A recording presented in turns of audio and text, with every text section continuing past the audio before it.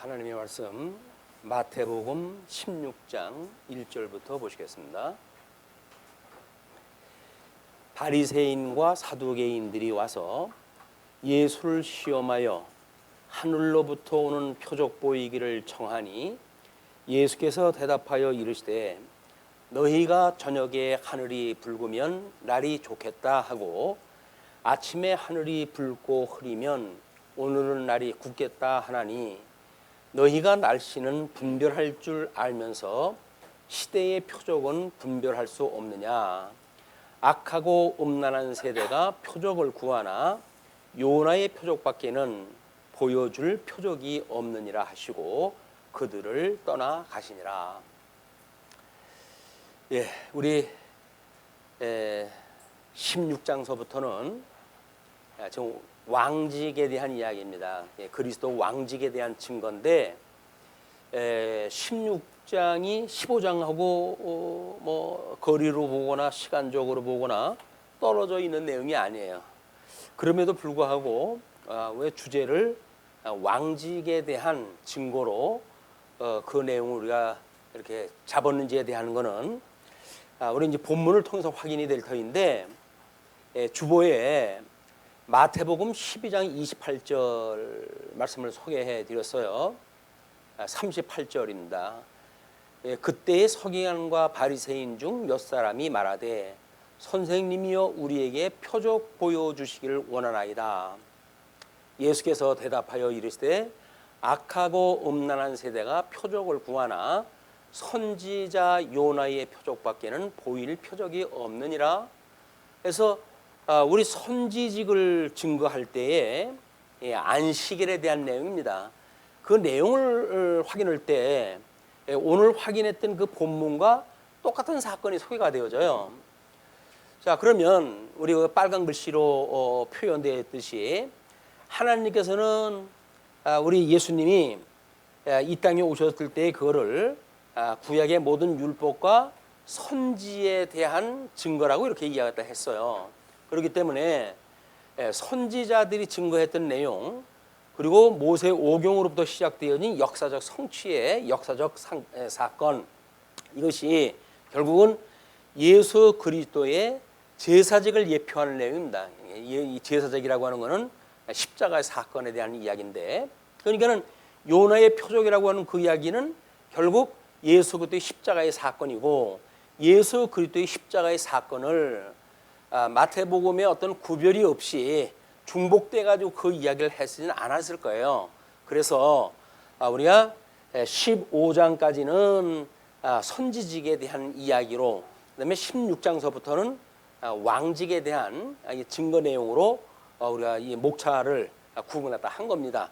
물론 이제 그 뒤에 우리 신앙 고백이라든가 또는 왕권을 가지신 그리스도에 대한 이야기라든가 이런 것들이 16장에 언급이 되어지기 때문에 내용상으로 봤을 때 15장과 16장은 성격이 달라져요. 그냥 우리가 사건 중심으로 보게 되면 다른 거 없어요. 그냥 예수님의 행적이고 그렇기 때문에. 그러나 그 의미를 몰랐을 때 우리가 어떤 현상이 나타나냐면 이런 현상이 나타나는 겁니다. 자, 보시죠. 16장 1절 바리새인과 사두개인들이 와서 예수를 시험하여 하늘로부터 오는 표적 보이기를 청하니, 하늘로부터 오는 표적을 구하는데 예수를 시험하는 의도를 가지고 지금 시작이 되어진 거예요. 그러니까 우리는 지금 이 시대에 사단이 어떠한 음모를 가지고 우리들을 시험하고 있는지 시대를 분별하지 못하게 되면 그걸 우리가 찾아낼 수가 없어요. 그러니까 그냥 어저께가 오늘이고 오늘이 내일이고 그냥 일상을 살아가는 우리들로서는 별로 위기의식을 모르고 이제 세상을 살아가게 되어집니다.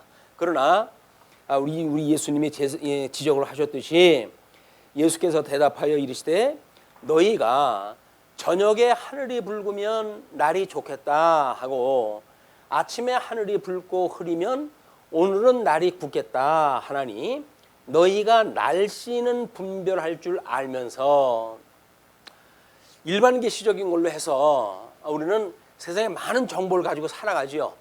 뉴스를 듣고 많은 어떤 그 매체를 통해 가지고 우리는 세상에 수없는 정보를 듣고 살아가고 있어요. 그렇기 때문에 지금 현재 우리가 살아가는 그 정보는 정말 일반 계시적인 겁니다. 일반 계시적인 것. 그러니까 우리 하나님의 뜻은 예수 그리스도를 보내주셔가지고 하나님의 언약을 이루시는 것이 하나님의 뜻인데 이게 하나님의 뜻이에요.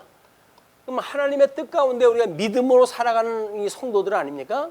믿음으로 살아가는 성도들의 삶에 있어서 과연 우리가 어떤 영적 예배를 드리고 살아갈 것인가? 이 영적 예배는 하나님의 선한 뜻을 분별하는 것부터 시작이 되어져요. 그렇죠? 일단은 뜻 분별이 돼야 되니까 뜻 분별을 갖다 하고 이 뜻 분별은 특별 계시로 되어져 있는 특별 계시가 아니면 알 수가 없어요.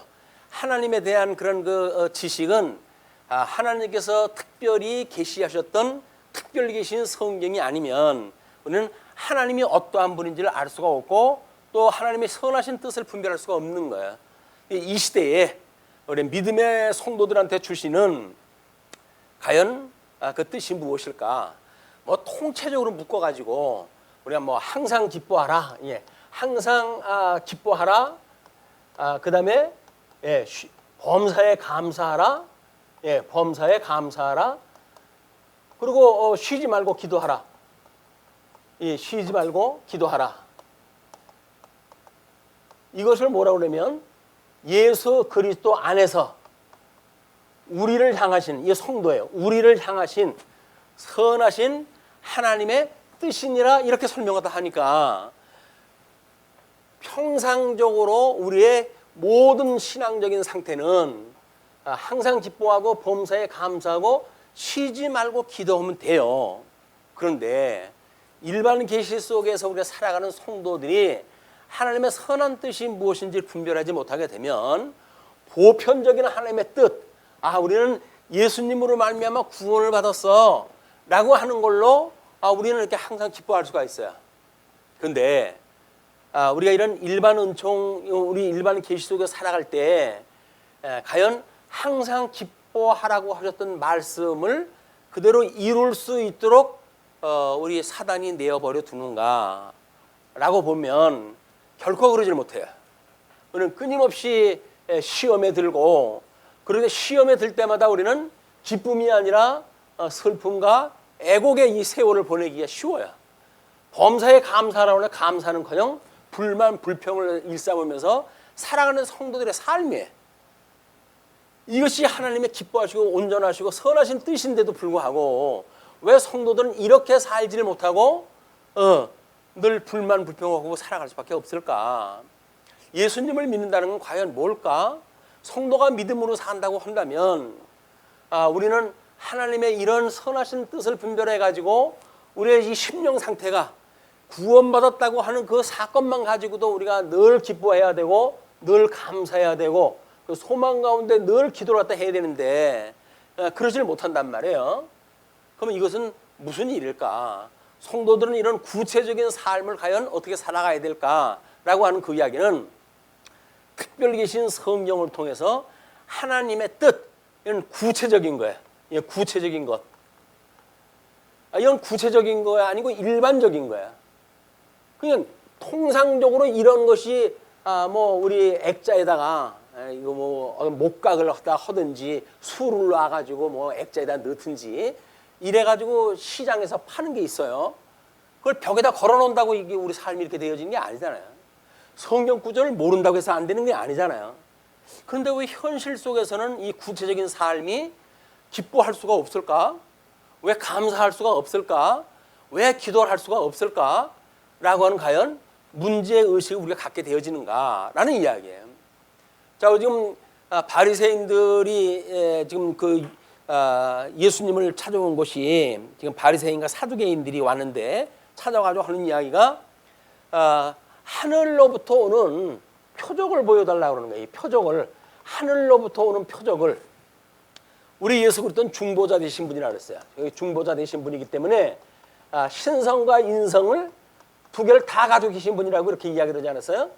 그러면 중보자 되신 예수님을 보고도 하늘로부터 온 표적을 구하는 이 사람들은 지금 예수님을 알아보지 못하는 거예요. 예수님을 알아보지 못하는데 그러면 이 사람들이 전부 바보냐? 안 그래요. 일반 계시를 통해 가지고는 예수님이 이야기한 것처럼 저녁에 하늘이 붉으면 날이 좋겠다 하고 아침에 하늘이 붉고 흐리면 오늘은 날이 굳겠다 하나니 너희가 날씨는 분별할 줄 아는구나 라는 이야기예요. 일반 계시적으로 보았을 때 통상적으로 이루어지는 일들을 우리가 볼 수가 있다는 거예요. 알 수가 있어요. 농사 짓는 분들은 특별히 이런 절기를 모르가지고 농사를 질 수가 없잖아요. 그리고 이 기후를 갖다 우리가 모르고는 뭐 우리가 뭐 여행에 관계되어진 뭐 이 어떤 업에 종사한다든지 이런 분들은 이런 어떤 날씨와의 관계로 인해 가지고 모든 자기의 영업이 영향을 미치기 때문에 많은 돈을 일부러 들이고도 그런 정보를 얻으려고 그 사람들이 애를 써요. 왜 그럴까요? 그냥 해 아래에서 살아가는 삶이 영적 예배의 생활이 아니라 종교 행위로 머물러 있으니까 이 종교 행위를 위해서의 사는 삶, 이건 그냥 먹거리가 있으면 된다는 거예요. 먹거리나 있고, 그리고 뭐 요즘처럼 100세 시대에 우리 노후 자금이나 좀 마련이 되고, 그럼 뭐 나이 먹고 적당히 여행이나 하면서 그렇게 못하라고 살아가면 됐지 뭐. 이것이 마치 우리 인생의 본분인 것처럼 우리 모든 사단들은 이렇게 우리를 갖다 공격을 해오잖아요. 100세 시대 너 뭐 할 거야? 그렇게 돈이나 좀 뭐 마련해 놨어? 또 돈도 없이 그럼 노년에 어떻게 살라고? 이렇게 해가지고 인생의 본분이 시간이나 그냥 축을 내면서 여행이나 즐기면서 뭐 소문난 맛집에 뭐 이 먹거리나 먹어가면서 그리고 다른 사람들한테 보란 듯이 이렇게 살아가는 것이 과연 인생의 본분일까? 이거는 예수님 믿지 않는 모든 사람들의 그런 그 꿈이에요. 요즘 뭐 이 노인화가 우리 뭐 한국도 뭐 심각한 문제인데 그런 그 시대에 과연 우리가 이런 인생의 본분을 어디에다가 어떻게 알고 나머지 인생을 살아가야 되는가에 대한 문제는 오히려 이 시대를 살아가는 우리 노인의 다수가 되어지는 점점 노인화 시대에 우리가 이 시대를 향한 하나님의 뜻일 거란 말이에요. 그런데 하나님의 뜻은 고사하고 그냥 맛집이나 여행을 하면서 다니는 것이 여행이나 다니면서 이렇게 사는 것이 이게 폼나는 인생이라고 생각이 들게 되면 우리는 일반 계시적인 건 우리가 분별하는 거야. 그런데 시대적으로 지금 얼마나 음부의 권세가 주님의 몸된 교회를 공격해 오는지 어떠한 양상으로 공격을 해오는지 이런 것에 관심이 없다고 한다면 이때의 바리새인들이나 이 사두개 교인들이나 똑같은 그런 예수님한테 우리가 책망을 들을 거예요. 자, 오늘 이런 배경을 가지고 이제 이 구체적인 예수님께서는 그 문제를 이렇게 제기합니다. 그래서 너희들 그런 걸 아는데 시대의 표적은 분별할 수 없느냐? 시대의 표적. 여기서 이제 시대의 표적이에요. 뭐 시대의 표적이라고 한다면 모든 표적은 예수님에 대한 거니까 구약 성경이 이미 예수님에 대한 표적으로 소개가 되어질 거예요. 전부가. 그런 그때에서 모세 오경에서 하나님께서 언약을 갖다 하신 대로 이제 가나안 땅에 들어와가지고 이스라엘 백성들이 살잖아요. 여기에 창건, 분국, 유수 이렇게 되어진다고 그랬어요. 이스라엘 백성들은 창건, 분국, 유수, 그다음에 이제 회복기가 오늘은 조금 이제 이렇게 길게 해놓은 이유가 자, 우리는 양대 언약을 하나님께서 하셨을 때 복과 나라에 대한 걸 약속을 했어요. 그 나라는 자손, 땅, 통치. 자, 그런데 이 통치의 이 회복에 대한 언약은 누구를 통해서 보여줬다고 이야기를 했죠? 다니엘을 통해서 보여줬더래요. 다니엘서. 왜냐면 자손 언약은 예레미야의 선지자가 포로로 갔을 때 흩어지고 모으는 그런 장면을 통해서 이 하나님께 뽑으시고 심는 그런 장면을 통해서 또 땅은 흩어 모으시는 걸로 통해서 에스겔을 통해 가지고 증거가 되어졌고 통치는 다니엘서에서 통치에 대한 하나님의 그 나라가 어떤 열국과의 이런 함수 관계를 가지고 언약대로 이루어지는지를 하나님이 보여주셨다고 오늘 선지서를 그렇게 공부했다 했어요.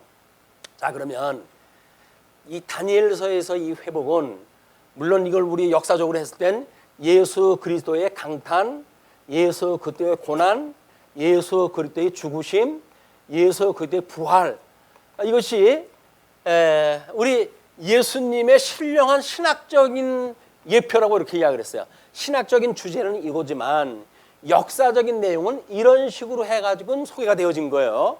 그냥 구약 성경도 그냥 역사의 이야기만 듣게 되면 이야기밖에 몰라요. 그 이야기가 가지고 있는 신학이 무엇인가를 우리가 모르기 때문에 그렇습니다. 근데 우리는 신구약 성경의 구조를 통해 가지고 구약 성경이 어떻게 예수 그리스도의 예표로 해가지고 보여주셨는지 이걸 이제 우리는 이제 뭐 어떤 그런 공부에 의해 가지고 알고 있다고 전제가 되어지는 거예요. 자, 그런데 이 회복의 저 세 선지자를 통해 가지고 회복에 되어진 것이 약속이 되어졌는데 다니엘이라고 하는 게 통치 언약에 대한 거라고 그랬어요. 그러면 역사적인 내용으로 해가지고는 회복이 됐을 때 에스라, 느헤미야, 에스더서 요거까지 해가지고만 역사서가 기록이 되어져 있었거든요.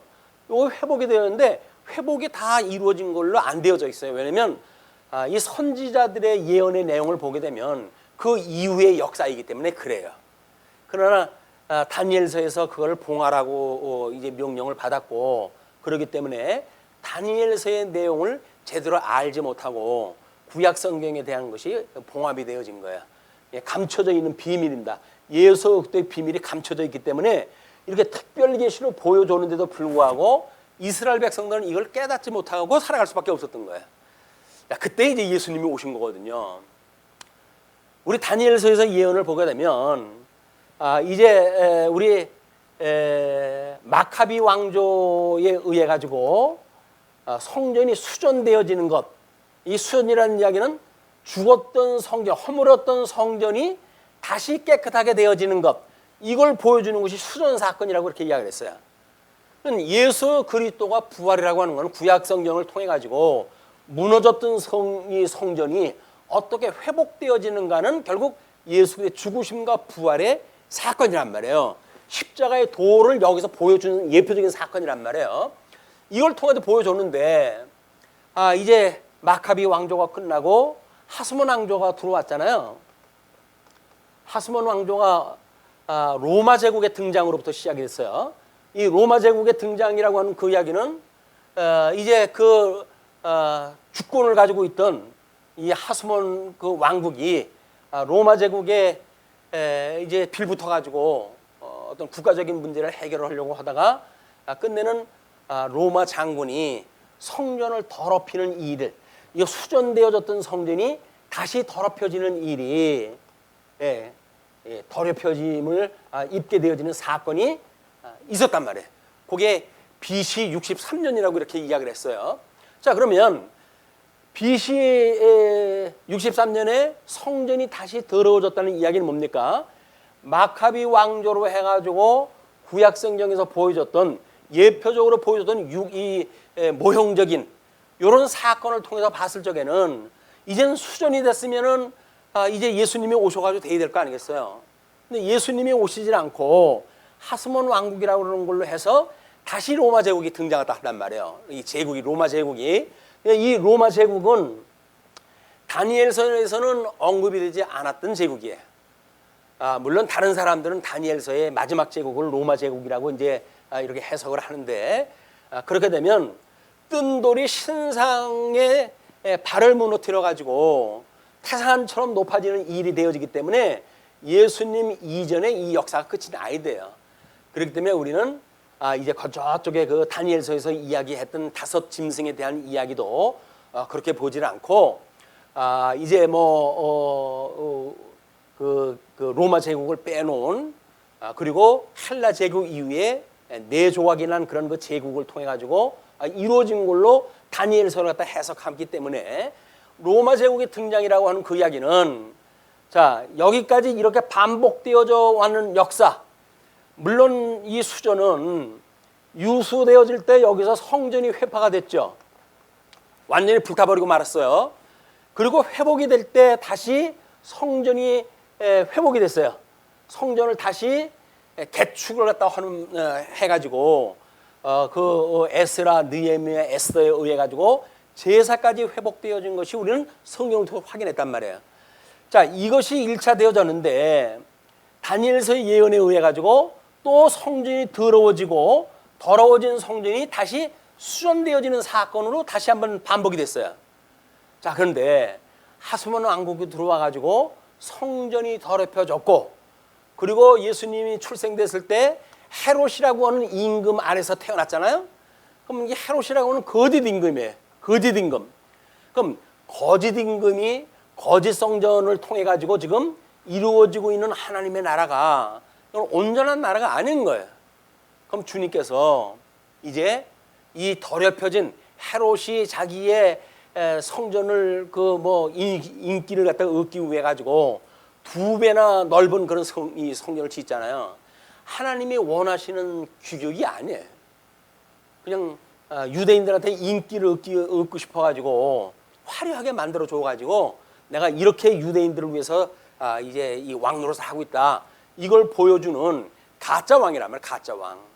가짜 왕이 가짜 성전을 지금 이걸 증축할 때 해가고 있고 그런 가운데 있다고 한다면 이런 역사가 이루어지는 걸로 보았을 때 이런 역사가 또 이루어질 것이 당연한 거 아닙니까?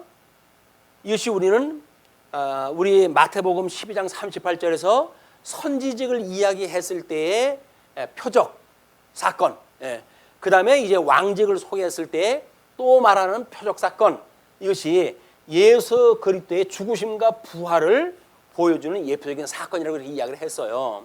그렇기 때문에 지금 이렇게 성전이 더럽혀지고 있다는 이야기는 이거를 깨끗게 해야 될 일이 있기 때문에 이거를 공격하는 자들을 하나님께서 주 70년에 다 멸하고 말잖아요. 헤롯 제국을. 이것이 우리 요한계시록 같은 역사적 배경이란 말이에요.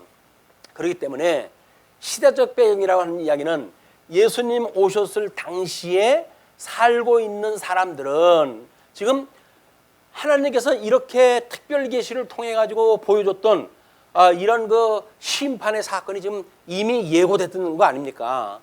그럼에도 불구하고 표적만 구하고 이게 무슨 일인지 몰랐단 말이에요. 표적이 일어난다고 한다면 여기서 무슨 표적이 일어날 겁니까? 성전이 무너지고 다시 세워지는 사건, 예수님이 죽으시고 부활하시는 사건, 이것이 되어져야 온전하게 구약성경이 완성이 되어지는데 이 사람들은 하늘로부터 오는 표적만 구하고 있는 거예요.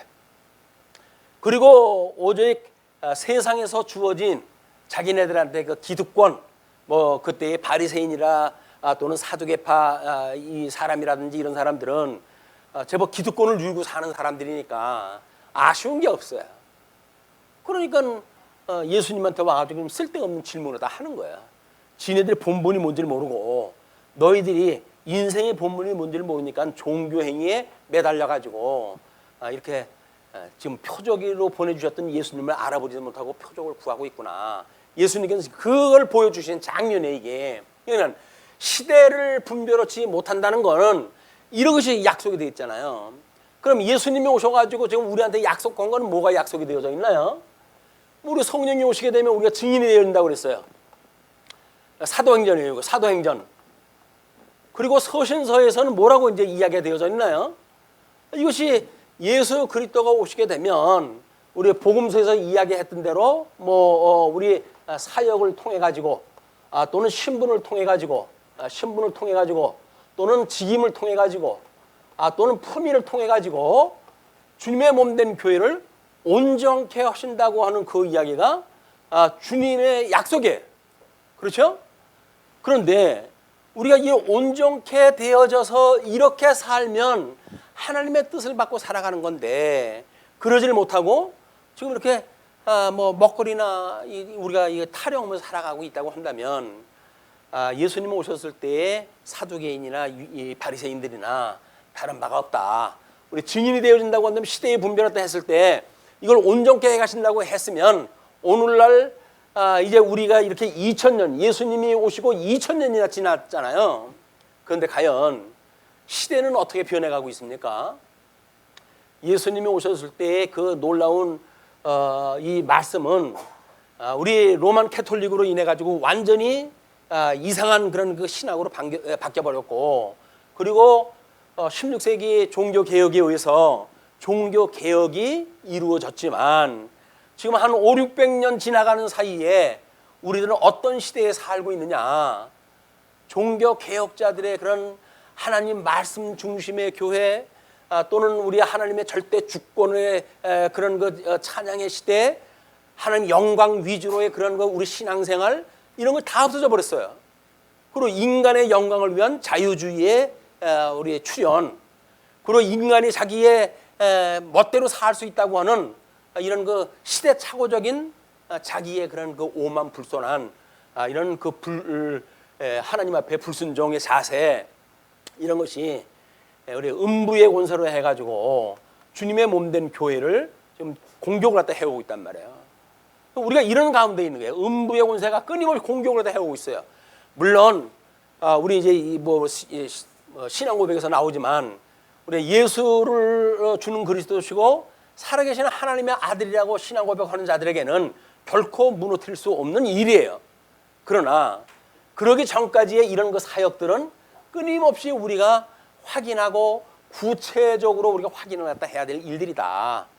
과연 우리들의 신앙생활은 지금 어디에 있는가라고 하는 우리 자리매김이 필요한 때라고 생각이 듭니다. 자, 그러면 예수님께서 떠나갔어요 이제. 그리고 5절로부터 12절 보시게 되면 바리새인과 사두개인의 누력을 삼갈 것을 교훈합니다. 제자들이 건너편으로 갈새 떡 가져가기를 잊었더니 예수께서 이르시되 삼가 바리새인과 사두개인들의 누룩을 주의하라 하시니, 하나님은 우리 주님은 절묘해요. 절묘해요. 제자들이 떡 가지고 가는 걸 잃어버렸어요. 그리고 이제 배를 탔는데 그때 예수님께서 삼가 바리새인과 사두개인들의 누룩을 주의하라 하시니 제자들이 논의하여 이르되 우리가 떡을 가져오지 아니하였도다 하거늘. 사병 우리 사건으로 해가지고 몇광주리가 남았다 그랬어요. 6광자리 남았잖아요. 그걸로 흩어진 백성들한테 좋은 일이 어떤지 모르겠어요. 자기네들 먹을 것도 챙기지 않고 이제 뭐 예수님이 계신데 뭐가 걱정이겠습니까? 그런 믿음으로 온 것 같지도 않아요. 그리고 일단 배를 타려고 이제 오는데 예수님께서 배를 타고 이제 건너편으로 가는데 예수님께서 바리새인과 사두개인들의 누룩을 주의하라라고 이야기했다 하니까 제자들이 서로 수군수군 되면서 논의를 갖다 합니다. 그것이 야, 너 떡 챙겼냐? 너 떡 챙겼냐? 물어봤어요. 그랬더니 떡을 챙긴 사람이 아무도 없었어요. 그러고 우리가 가져오지 아니하였도다 하거늘 예수께서 그것을 아시고 이르시되 믿음이 작은 자들아 어찌 떡이 없으므로 서로 논의하느냐. 그래서 예수님 앞에서 제자들이 뭐 5병 2연이 뭐 7병 2연이 엄청난 그런 기적의 사건을 보고도 이 먹거리를 때문에 이제 논의가 되어진 거예요. 예수님께서 지금 바리새인들하고 사두개인들한테 이 시대에 분별하지 못함에 대한 걸 지적을 한 거 아닙니까? 근데 그 현장에 있던 인생들이에요, 이 제자들이. 그런데 곧 배를 타고 떠나는데 뭐 이 바리새인들하고 사두개인들 떠났어요. 배 타고 이제 바로 떠나는 거 아닙니까? 얼마 지나지 않았는데 여전히 먹거리가 주된 주제로 떠오르는 거예요. 이것이 일반 계시 속에 살아가고 있는 인간의 한계입니다. 우리는 하나님의 말씀을 공부할 적에는 나름대로 그래도 하나님이 정말 지금도 살아계셔서 만사 만물을 하나님 기뻐하신 뜻대로 이루어가시는구나, 이걸 깨닫게 되어지게 되면 기분이 좋아요. 그래 모든 근심 걱정이 떨어져 가요. 그래가지고 이제 일주일 내가 이 하나님을 믿으면서 신바람 나게 우리 신앙생활 하리라 라고 그러는데 교회 문 닫고 나가는 순간 차를 어디다 주차를 해놨냐, 뭐 기름이 있냐 없냐 해가지고 별의별 걱정이 다 이제 이 현장 걱정이 들어오는 거예요. 우리는 그로부터 우리들의 모든 믿음은 무너지기 시작을 하니까 배 타고 가는 도중에 있던 제자들의 이야기가 남의 이야기가 아니에요. 우리들의 이야기, 우리들의 이야기. 특별 계시라고 하는 말씀을 놓치는 순간 우리는 일반 계시 속에서 일반적인 우리 인생이 살아가는 뭐 의식주의에 대한 문제 막 이런 것들로 해가지고 우리의 모든 생각이 빠져버리게 된다. 그런데 이제 그렇게 예수님께서 떡이 없음으로 소리를 놓지 않느냐, 너희가 아직도 깨닫지 못하느냐, 떡 5개로 5,000명을 먹이고 죽은 것이 몇 바구니며 떡 7개로 4,000명을 먹이고 죽은 것이 몇 광줄이었는지를 기억하지 못하느냐. 이게 먹거리에 가난한, 물론 뭐 이스라엘 백성들은 이미 출애굽을 갖다 해가지고 광야에서 40년을 하나님께 내려주시는 만나와 생수를 먹고 살았던 사람들 아닙니까?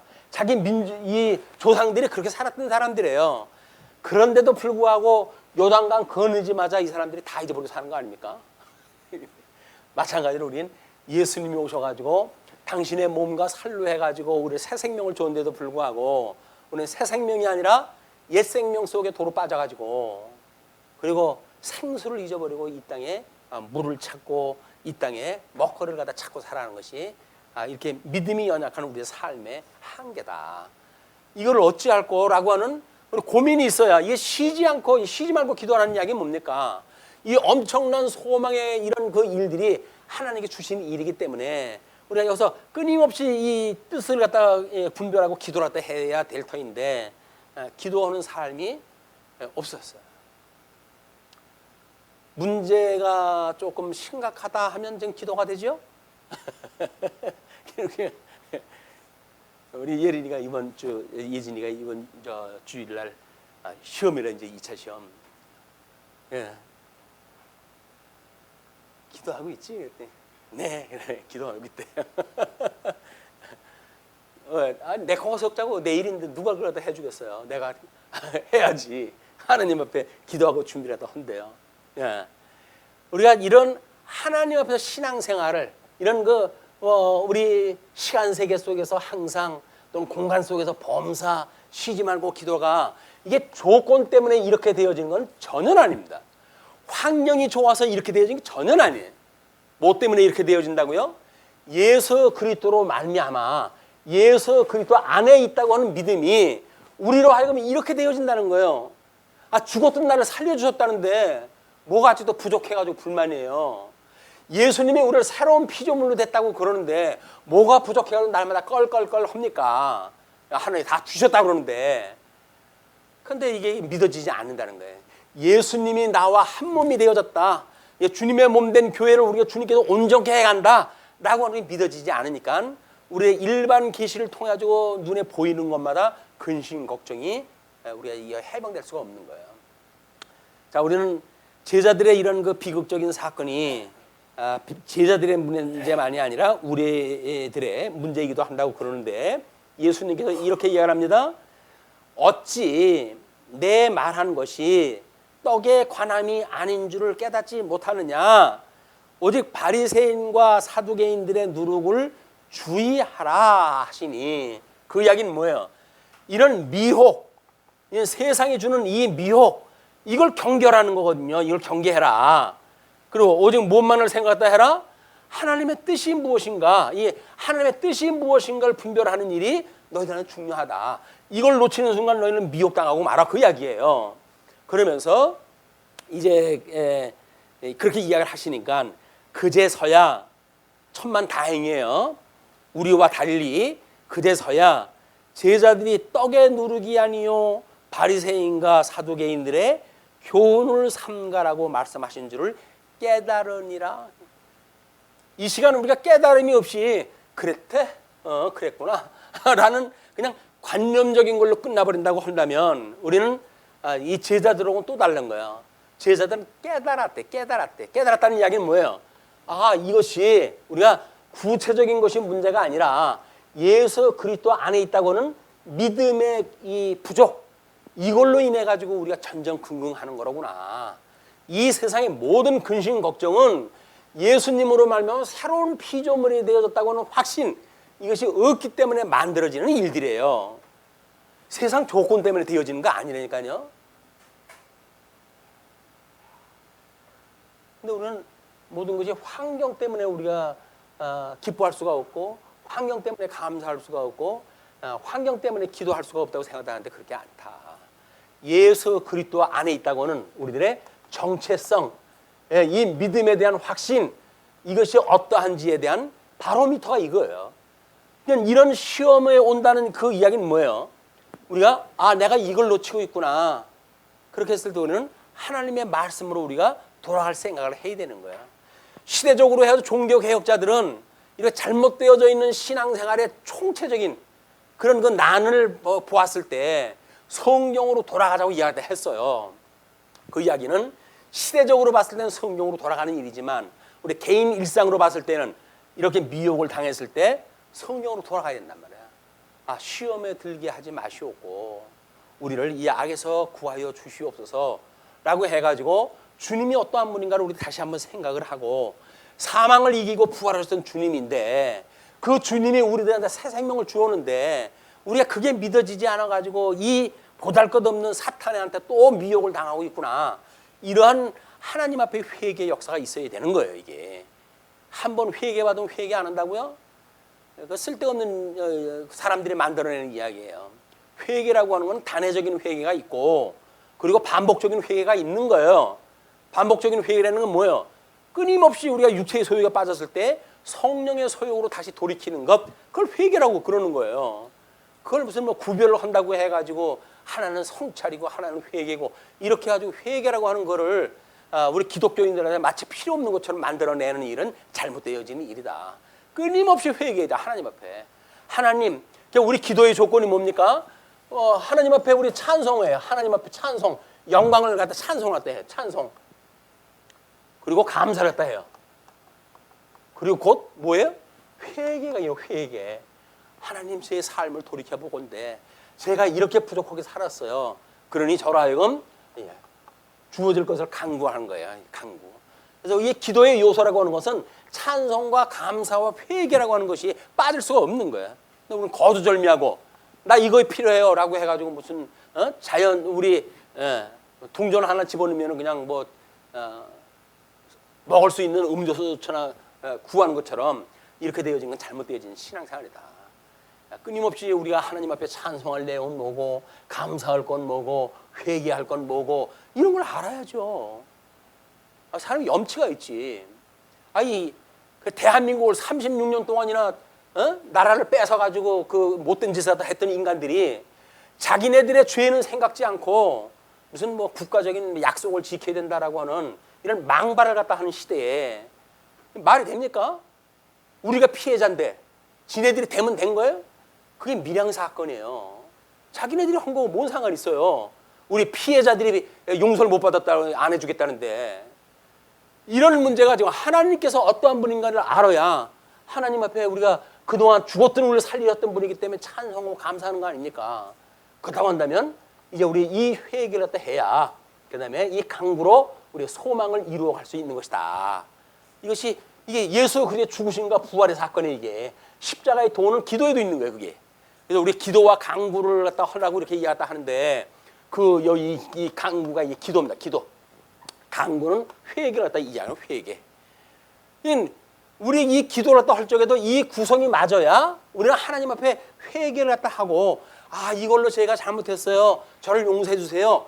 라고 이야기를 하고 우리가 구하는 거지. 회개도 안 하고 다 하려고만 합니까? 우리가 일본 사람은 아니잖아요. 어디 섬나라 그런 외부 놈들도 조금 달라요, 우리가. 우리 시민 의식을 보십시오. 얼마나 민주적이고 신사적인지. 인간이 달라요, 우리는. 종자가 달라요. 그 인간들하고는. 이런 하나님의 어떠한 건 새로운 피조물이 아니면 모릅니다. 이게 기독교가 한국에 들어왔던 이유예요. 일본을 거쳐가지고 일본은 우상단지 때문에 거기는 예수님이 그냥 우리 기독교를 갖다 대한민국으로 바로 옮겨버렸잖아요. 일본하고 다른 것이 이거예요. 우리 기독교 문화가 싹틀 수 있다고 하는 그런 그 이유는 하나님께서 이미 준비하셨던 백성들이 있기 때문에 그러는 거예요. 일본은 없으니까 건너갔죠. 이것이 우리가 어떤 그런 시대적인 감각을 가지고 세상을 살아가야 될 것인가 라고 하는 중요한 이 이유다. 자, 이제 13절로부터 20절 보시게 되면 신앙 고백하는 베드로에게 세우신 교회의 견인을 약속을 합니다. 예수께서 빌립보 가이사랴 지방에 이르러 제자들에게 물어 이르시되 사람들이 인자를 누구라 하느냐 이르되 더러는 세례 요한 더러는 엘리야 어떤 이는 예레미야나 선지자 중에 하나입니다. 엘리야라든지 뭐 이런 이분들이 지금 회복에 대한 약속을 다 하셨으니까 예수님이 오셨을 때 당연히 저 사람들을 언급하는 이야기가 맞죠. 그러니까 선지자 중에 하나이다. 이르시되 너희는 나를 누구라 하냐? 예, 너희들은 지금 나를 따라가지고 지금 공부하고 있지. 다른 사람들은 그런 게 없던 사람들이야. 그냥 이런 이상한 표적을 갖다 보고는 저게 저렇구나. 지난 시간에 우리 헤롯은 뭐라고 보였어? 이게 죽었던 우리 세례 요한이 다시 살아났구나 이렇게 봤잖아요. 이렇게 볼 정도로 이상한 일들이 있는 거예요 지금. 그렇게 일어나고 있으니까. 네. 그 사람들은 그러는데 그 사람들은 그렇다고 치고 그러면 너희는 나를 누구라 하느냐라고 물어봤어요. 시몬 베드로가 대답하여 이르시되 주는 그리스도시요 살아계신 하나님의 아들이시니이다 라고 하는 유명한 그런 신앙 고백을 합니다. 예수께서 대답하여 이르시되 바요나 시몬아 내가 복이 있도다. 이 복이 다시 회복되어지는 이런 선지자들의 예언을 따라 가지고 이루어지는 걸로 가지고 복에 참여되어지는 그렇기 때문에 지금 베드로한테 복이 있다고 이야기를 하시는 거예요. 내가 복이 있도다 이를 내게 알게 하니는 혈육이 아니요 하늘에 계신 내 아버지시니라. 하나님께서 예수님을 보내셨잖아요. 이 성부 하나님께서 너희한테 나를 보냈던 그 뜻을 알게 하구나. 그런 그 이야기예요. 또 내가 내게 이르노니 너는 베드로라 내가 이 반석 위에 내 교회를 세우리니 음부의 권세가 이기지 못하리라. 예수님께서 주는 그리스도시고 우리 주는 그리스도시고 살아계신 하나님의 아들이십니다 라고는 신앙 고백 위에 주님의 몸된 교회를 세우신다고 그랬어요. 근데 이 주님의 몸된 교회를 세우시는 거는 음부의 권세가 이를 무너뜨리지 못하게 하신다는 약속이 있는 교회예요. 우리 주님의 몸된 교회는 지금 끊임없이 음부의 권세가 공격을 또 해오고 있어요. 그럴 때 우리는 시험에 들게 하지 마시옵고 그리고 악에서 구해주세요라고 하는 기도가 필요한 것은 주님의 몸된 교회를 지금도 우는 사자와 같이 택한 자라 할지라도 삼킬 자를 두루 찾는 이 사자와 같이 이 짐승들이 우리를 공격을 해오고 있단 말이에요. 그게 보이게 되면 우리는 하나님 앞에 기도할 때 해야 되는 거예요. 이게 음부의 권세가 공격을 해옵니다. 주님이 저렇게 약속을 하셨으니 주님께서 저희들을 견진해 주셔야죠. 주님 오신 날까지 저를 붙들어 주셔야죠. 저로서는 이걸 도저히 견딜 수가 없어요. 주님께서 우리를 위해서 용서해 주세요 라고 하는 것이 우리가 하나님 앞에 드리는 회개의 기도예요. 자, 그렇게 하니까 그렇게 하신 뒤에 내가 천국 열쇠를 내게 주리니 내가 땅에서 무엇이든지 매면 하늘에서 매일 것이요 내가 땅에서 무엇이든지 풀면 하늘에서도 풀리리라 하시고 증인에 대한 삶을 우리 예수님께서는 천국 열쇠를 갖다 주신다 그랬어요. 천국 열쇠. 우리 웨스트민스터 신앙 고백에서는 이 천국 열쇠를 권징이라고 하는 그를 통해 가지고 설명을 다 합니다. 우리가 믿는지 안 믿는지 가짜를 골라내는 방법이 뭘까요? 권징을 했대. 권징. 제대로 안 믿고 있는데도 불구하고 하나님의 아들이니까 해가지고 용서해주면 안 돼요. 천국 열쇠는 너 그렇게 해가지고 하나님 나라 들어갈 수 없어 라고 하는 권징이 필요한 거예요. 이게 하나님께서 우리한테 천국 열쇠가 주신 이유란 말이에요. 잘못되어진 자들에게 복음을 증거해가지고 바로 잡는 일, 우리가 회개하고 하나님 앞에 돌아가는 일, 이것이야말로 천국 열쇠를 가진 제사장들이 해야 될 일이에요. 우리 만인제사장이라고 종교개혁자들이 우리를 만인제사장이라고 그랬는데 제사장으로도 과연 어떤 삶을 살아가야 될 것인가 라고는 시대적 사명에 대한 거를 우리가 이 시간에 확인해 가고 있는 겁니다. 자, 그러면서 이제 이에 제자들에게 경고하사 자기가 그리스도인 것을 아무에게도 이르지 말라 하시니라. 우리 이제 예수님의 지금 이 사건은 행적을 통해 가지고 하는 사건이고 나중에 이제 이 고난에 대한 그런 그 내용이 세 차례나 이제 끊임없이 죽으심을 예고하는 사건이 이제 있게 되어지는데 우리 그런 걸 미리 준비하시기 위해서 하나님께서는 이런 배경을 준비하고 계시다. 자, 21절로부터 23절을 보시게 되면 순환에 대한 첫 번째 예고로 하나님의 일을 가르치십니다. 첫 번째 순환. 오후 시간에 우리가 지금 이제 사무엘상을 공부해가고 있잖아요.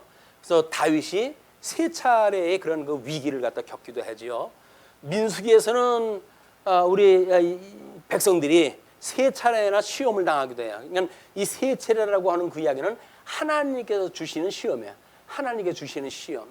그걸 통해 가지고 하나님의 아들이라고 인정해야 되는 일이기 때문에 세 차례씩이나 그걸 주시는데 오늘 첫 번째 시련입니다. 이때로부터 예수 그리스도께서 자기가 예루살렘에 올라가 장로들과 대제사장들과 서기관들에게 많은 고난을 받고 죽임을 당하고 제3일에 살아나야 할 것을 제자들에게 비로소 나타내시니, 지금까지는 그런 구체적인 이야기를 안 했잖아요. 완전히 십자가의 도에 대한 이야기, 이 구약의 모든 약속을 갖다 이루시기 위해서 예수님이 죽으셨다가 부활해야 되는 사건, 그는 성전의 회복 사건이고 수전 사건이고 다시 헤롯 제국의 멸망과 동시에 하나님 나라의 새로운 왕국의 건설이라고 하는 그런 이야기라고 그랬어요. 이것에 대해서 예수님께서 지금 시대적 하나님의 그 뜻이 무엇인지 설명하겠다 하는 거예요. 너는 시대를 분별할지 모르느냐라고 이야기하는데 그 시대를 분별하는 이 비밀을 제자들한테 알려주신단 말이에요. 그것이 바로 예수님이 어떻게 이제 그 행적을 마치실까에 대한 이야기예요. 그래서 많은 고난을 받고 죽임을 당하고 제3일에 살아나야 할 것을 제자들에게 비로소 나타내시니 베드로가 예수를 붙들고 항변하여 이르되 주여 그리 마옵소서, 이 일이 결코 주께 미치지 아니하리이다. 예수님을 사랑하는 충정이 알죠. 주는 그리스도시고 살아계시는 하나님의 아들이라고 곤방 고백했던 베드로인데 설마 예수님을 넘어뜨리려고 이 얘기를 했겠어요? 근데 여전히 알고 있는 것이 부분적인 걸로 끝나고 마는 거야. 우리 예수님은 어떤 분이에요? 하나님의 뜻을 이루시기 위해서 오신 분이에요. 세 차례의 그런 예고 끝에 끝내 십자가에 못 박아 돌아가시지 않으면 안 되는 것이 구약 성경을 이루시는 사건 아니에요. 이게 구약의 모든 약속이 되어진 것이 예수님이 죽었다가 부활하시는 사건인데, 이거를 성경 특별 계시를 알고 예수님의 그 말씀을 들었더라면 베드로가 그런 이야기를 했을까? 그게 아닌 거야. 그냥 예수님의 제자 되어진 신분, 그때 당시에 그것만 생각을 했기 때문에 예수님한테 항변이라고 하는 그 이야기는 예수님을 갖다 공격했다는 이야기입니다. 공격. 쓸데없는 얘기 하지 마세요. 그 이야기, 쓸데없는 얘기 하지 마세요. 우리 지금 온 재산 다 버리고 주님을 따르는데 뭐 그렇게 책임감 없는 얘기를 합니까? 그 이야기예요. 하나님이 지금 보내신 예수님이 하나님의 일을 하신다고 그랬더니 주는 그리스도시고 살아계시는 하나님의 아들이라고 신앙 고백했던 베드로가 금방 자기의 먹거리 때문에, 자기의 인생 때문에 하나님의 일을 한 걸 갖다 항변을 했다. 우리 인생이 전부 그러고 삽니다. 우리는 전부 뭐 주를 위해서 살아간다고 하지만 주를 위해 살아가는 거 아무것도 없어요. 전부 내일을 위해 살아가는 거예요. 주를 위해서 우리가 살아간다고요? 교회 나오는 거요? 그것도 나를 위해서 나오는 거예요. 뭐 조상을 잘못 믿어도 우리가 저주를 받는다고 그러는데 또 주일날 교회 안 나와가지고 또 뭐 딴 일 생기는 거 아니야. 이런 마음이 있어서 교회 나온다고 한다면 주님께서 이 영적 예배를 기쁘시게 받으시겠습니까? 영적 예배라는 뭐예요? 이 하나님의 뜻을 분별하는 것. 아, 나의 삶이 그랬어 라고는 회개의 사건, 이것이 있어야 되는 거예요. 그래서 하나님의 말씀은 지금도 살아있기 때문에 교훈과 책망과 바르게 함과 의로 교육하기에 합당한 거예요. 우리를 온전케 하시기 위해서 하나님께서 이 말씀을 주신 거예요. 말씀을 듣고 책망이 없다는 이야기는 가짜예요. 어떻게 이 생명의 말씀을 들었는데 책망이 안 옵니까? 우리가 살아온 걸 내가 뻔히 알고 있는데, 지난 일주일 살아온 삶을 내가 뻔히 알고 있잖아요. 그런데 이 생명의 말씀을 듣고도 책망이 안 온다고요? 그럼 우리 뭔가 건성 듣는 거예요. 좋은 것만 골라 먹는 거죠. 편식을 하고 있는 거예요. 자, 그렇게 해서 예수께서 돌이키시며 베드로에게 이르시되 사탄아 내 뒤로 물러가라. 너는 나를 넘어지게 하는 자로다. 내가 하나님의 일을 생각하지 아니하고 도리어 사람의 일을 생각하는도다 하시고, 자기를 중심으로 한 생각, 하나님을 중심으로 한 생각이 아니라 자기를 중심으로 한 생각을 가지고 예수님을 넘어뜨리게 한다, 그 이야기예요. 이에 예수께서 제자들에게 이르시되 누구든지 나를 따라오려거든 자기를 부인하고 자기 십자가를 지고 나를 따를 것이니라. 여기 우리 주님이 마지막으로 주는 메시지예요. 나를 따르려면 너를, 여기서 인간, 우리 베드로가 사람을 중심으로 했던 모든 생각을 했잖아요. 이 생각이 인간 중심의 생각이란 말이에요. 하나님의 그런 그 생각과는 상관없이 자기의 생각대로 살아왔던 베드로의 그런 그 고백, 막 이런 것들이 가지고 있는 거는 왜 이게 있는 거라고요? 예수님을 따르려고 한다면 어떻게 된다고요? 너를 부인해라, 그 이야기. 네가 가지고 있는 생각, 그걸 다 부인해라, 그 이야기예요. 아니 그걸 부인하고 우리가 어떻게 삽니까? 이거 가지고 내가 여지껏 먹고 살고 있는다고 믿고 있는데 이 생각을 포기하라고요? 주님이 해도 너무합니다. 우리는 하소연할지도 몰라요. 근데 우리가 모든 걱정이 우리 정체성으로 해가지고 예수님과 한 몸이 되어졌다고 하는 걸로 우리가 기뻐할 수가 있고 감사할 수가 있다고 한다면, 이 세상에 살아가고 있는 우리의 삶은 살았기 때문에 나타나는 현상들이에요. 예수님을 만나가지고 우리가 예수님과 함께 죽었어요 라고 신앙 고백을 한다고 하면, 우리가 예수님과 한 몸이 되었다고 믿는다고 한다면, 우리는 우리 때문에 만들어지는 인간의 모든 근심 걱정은 없는 거예요. 예수님 따른다고 한다면 이게 없는 거예요. 근데 왜 이런 것이 있습니까? 예수님을 따르지 않기 때문이에요. 우리 흩어져 있는 한 주 동안 예수님 따라다니는 이런 한 주가 됐으면 좋겠습니다. 예, 기도하시죠.